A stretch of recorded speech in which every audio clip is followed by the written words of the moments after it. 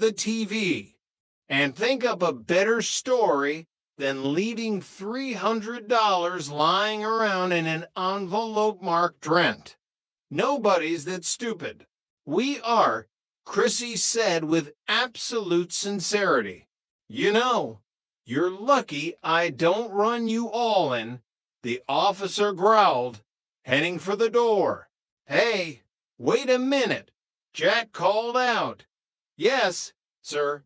Thank you for not running us all in, officer. The door clicked shut. He didn't even read us our rights. Chrissy pouted. What time is it? Jonna asked, looking at the clock. 6 o'clock. Oh, that means Roper will be here any minute to collect the rent. Jonna panicked. Oh, and he warned us last month. If we don't have that money today.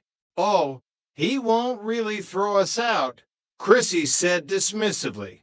Are you kidding? Jack cried. He would enjoy throwing us out. What are we gonna do? All right, we're going to buy the only thing we can afford.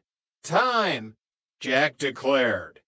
We'll go down to the pub and hide out. What about that boss of yours? Jack asked Chrissy as they scrambled for their coats. That one who's always chasing you around. Think you could get an advance out of him? Only if I let him catch me, Chrissy said grimly. Where's Jack? Jonna asked the next morning as she and Chrissy sat at the table, drinking coffee and trying to figure out a plan. He's in the bathroom, Chrissy answered. Still. And they talk about women. You know, he stays in that bathroom twice as long as we do. Well, he has to shave. We have to put on our makeup. And he likes to read in there. Kills two birds with one stone. Jack finally emerged from the bathroom, looking frantic. Good morning. How are you doing? Oh, gee, do you have to walk around the house in your underwear? This is not underwear, Jack argued, gesturing to his tiny, tight swim trunks. It's my bathing suit. I ran out of clean shorts. Well, in that case, it's all right, Chrissy nodded. Why wasn't it all right before? Jack asked, confused. Because before I thought it was your underwear. Yeah, but it's still the same shorts. You can't tell the difference. I can, Chrissy insisted. How? Because your underpants have giraffes on them. Jack ignored the logic gap. Hey, don't you have any friends who could loan us some money? The guys I know don't have that kind of dough. Jonna sighed. Except Charlie. He suddenly came into a lot of money. Well, call him. I can't. He's in jail. You're a big help, Jack groaned. Well, how about you two? You should be able to raise some money. Hey, why don't we have a garage sale? We don't have a garage, Chrissy pointed out. We could rent one. With what? With the money we make from the sale. Dummy, how about you? Jonna, can you get a loan? Oh, forget it. Jonna waved a hand. I always have trouble getting loans, even though I go in there with 10 impeccable references. What's the trouble? They always check them out. Well, I guess no loans. Loans? Jack suddenly froze, his eyes lighting up. Yes, loans. No, no loans. Yes, loans. Yes, loans is the key. He's really flipped out, Chrissy whispered to Jonna.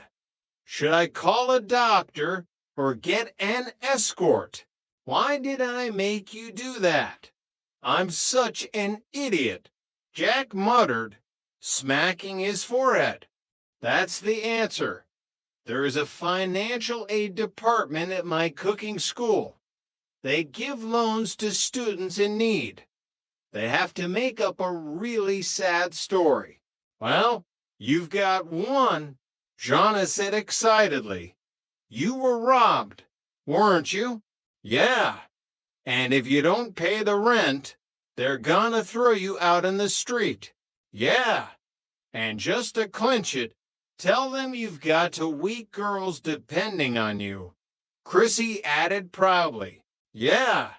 Well, what are you waiting for? Jack grabbed his shirt. Can I tell them you're pregnant? Chrissy asked eagerly. Get out of here. Jack yelled, holding for the door. Chapter 17, The Receipt. An hour later, Jack was sitting nervously across a wide mahogany desk from Mr. Travers, the head of the financial aid department. Travers was a stern-looking man in a tweed suit. Now, there are just a few questions, Travers said, reviewing Jack's application. What did you want this money for? Well, the rent money was stolen. Jack lied smoothly, putting on his most pathetic face. Our apartment was burgled. They just smashed right in. Dear, Travers tutted sympathetically.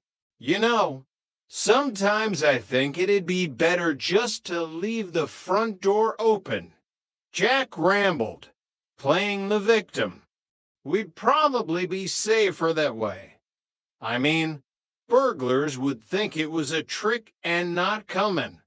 There's one thing I'd like to mention, Mr. Travers. I don't have any collateral. Jack, Travers said warmly. As a student here, all you have to prove is need. Oh, we need. Well, that's good enough for me. Travers smiled, picking up his pen. Oh, now, you said we. Does that mean you share the apartment? With a couple of roommates who don't have any money either, Jack explained. And since it's harder for a woman to get a loan than a man, I decided it was up to me. So here I am. Travers paused, the pen hovering over the paper. You're living with a woman? Oh, yeah. But that won't hurt my application, will it? Jack asked nervously. Jack, this is the 70s. For heaven's sake, Travers laughed, waving a hand dismissively. I mean, this is a college, not a monastery. Loan approval doesn't depend on how you conduct your private life. Oh, good.